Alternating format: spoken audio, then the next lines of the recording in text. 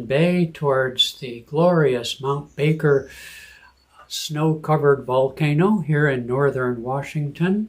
It's one of those perfect northwest days that we Northwesterners like to brag about and enjoy.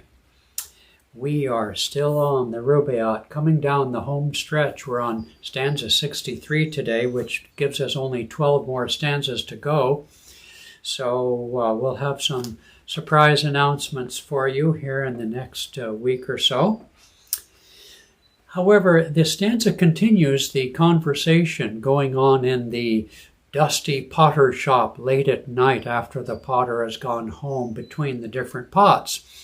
And so we transport ourselves back to ancient Persia, to this dusty pottery shop in which the encased souls of men and women, as it were, find themselves as clay pots. Now, yesterday, Padma read, and the conversation continues. This is the conversation between the pots. Another said, "Why, ne'er a peevish boy would break the bowl from which he drank in joy. Shall he that made the vessel in pure love and fancy in an after rage destroy?" So the pots are talking with each other and wondering about the meaning of life and why would, what is the meaning of death? Why would, if love has created this world and created us, why does death exist? And so we come to today's stanza 63, in which Omar continues the poem and says, "None answered this, but after a silence spake a vessel of more ungainly make. They sneer at me for leaning all awry. What, did the hand then of the potter shake?" And so let's listen to Swami and the brief paraphrase that Yogananda gives.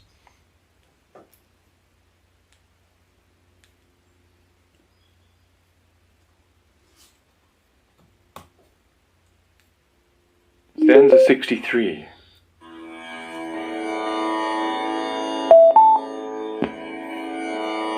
None answered this, but after silence spake a vessel of a more ungainly make. They sneered at me for leaning all awry.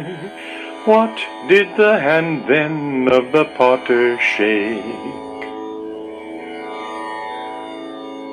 Paraphrase.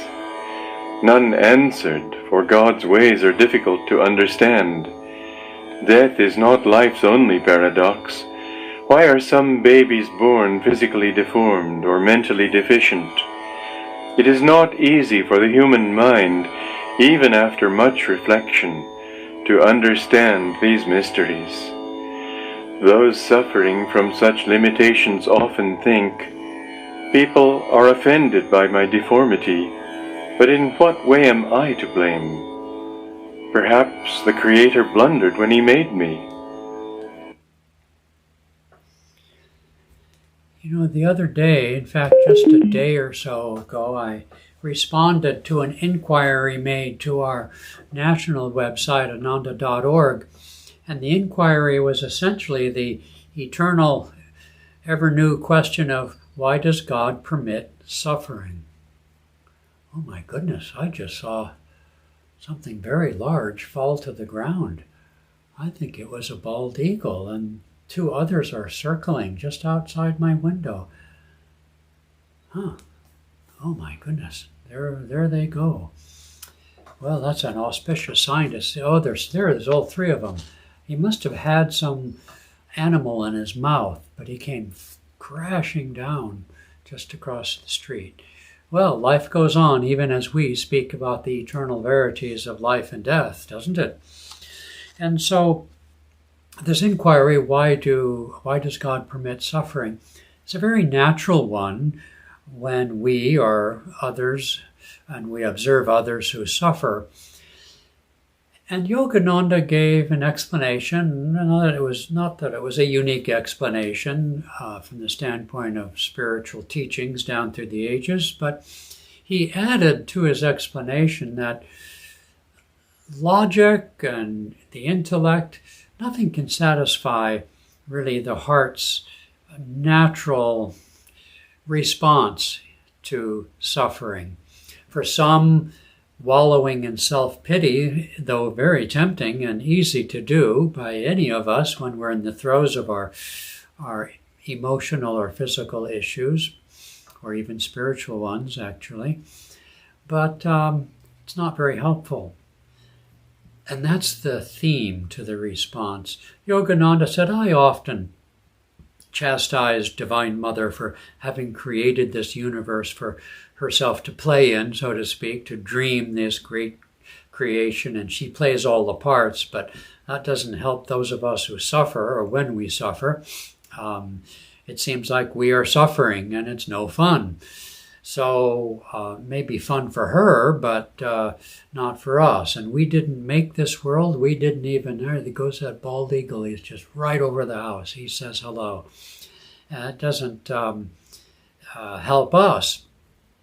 And so his explanation, he admits, is it cannot satisfy that part of ourselves. He said, save some questions for when you meet God face to face. And those who know that when we achieve God realization, we look back over this great drama of our lives, great journey, and we say, what a great story. Love indeed makes the world go round. Love indeed is the essence of the creation, but it doesn't feel that way when you're suffering. Because the great drama of life would not even be a great drama if it were all just pleasant and nice. In fact, if it were always pleasant and nice, we would go mad. We would have to go off and murder somebody to have a change of pace, Or if it were all nothing but torture, if we were endlessly tortured throughout life and subject to violence, we might as well do ourselves in. What's the point? And so this warp and woof of good and evil is necessary for the drama to go on. That's not much of a response, I admit. Yogananda admitted to those who suffer or when we suffer. But as prior quatrains have suggested to us, and as I even, and I assume Padma, have talked about, the law of karma is as inexorable as the law of gravity and so many other things, which is to say they grind on like time itself, and no hand, as Omar said in one of the famous quatrains, can turn the hand of time back one whit.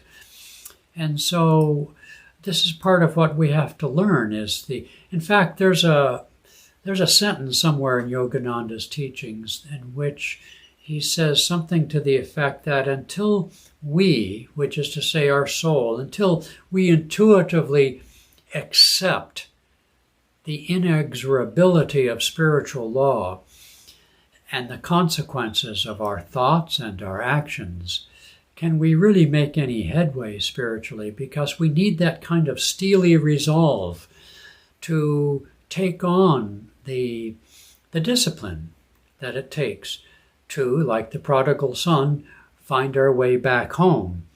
But it's not a question of time and space necessarily, because God is as much with us now as could ever be.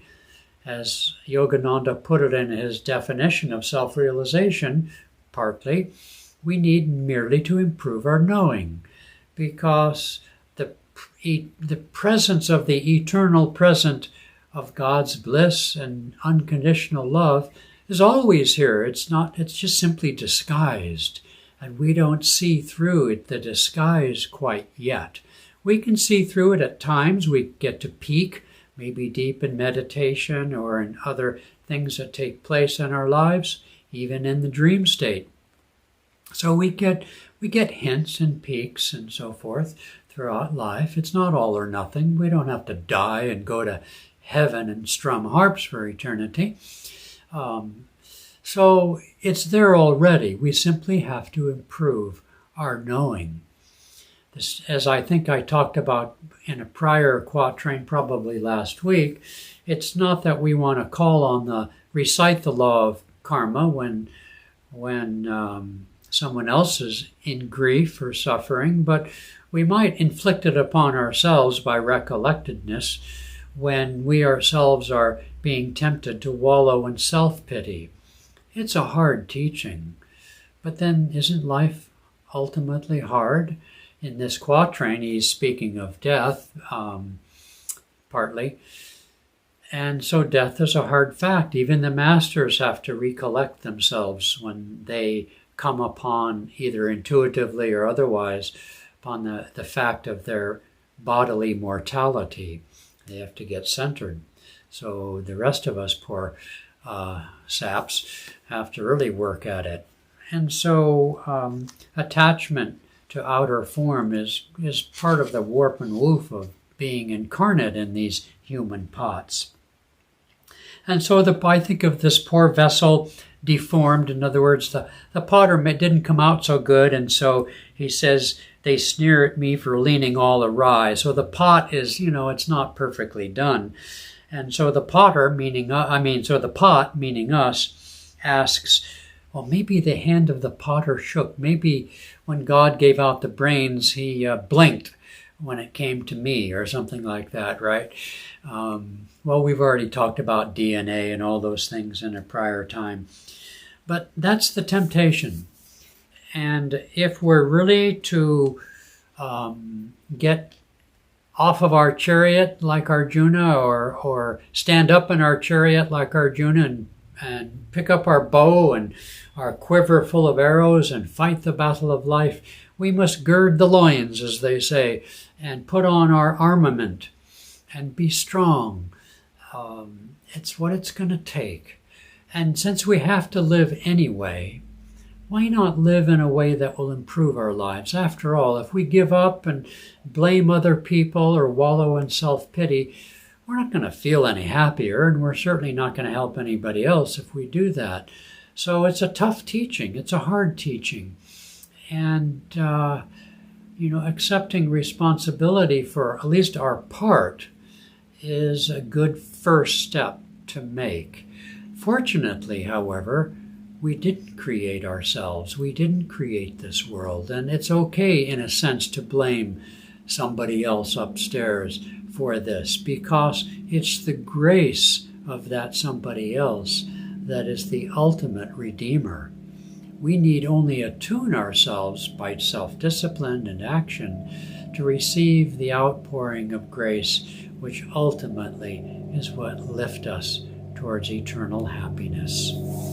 Okay, great souls, on this beautiful day, it's hard to be dour, but I can be dour like the best of them.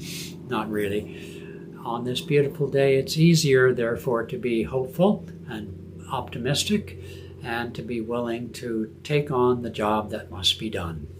Okay, all we got to do is show up with a happy face and do our best, and let the rest be done by God.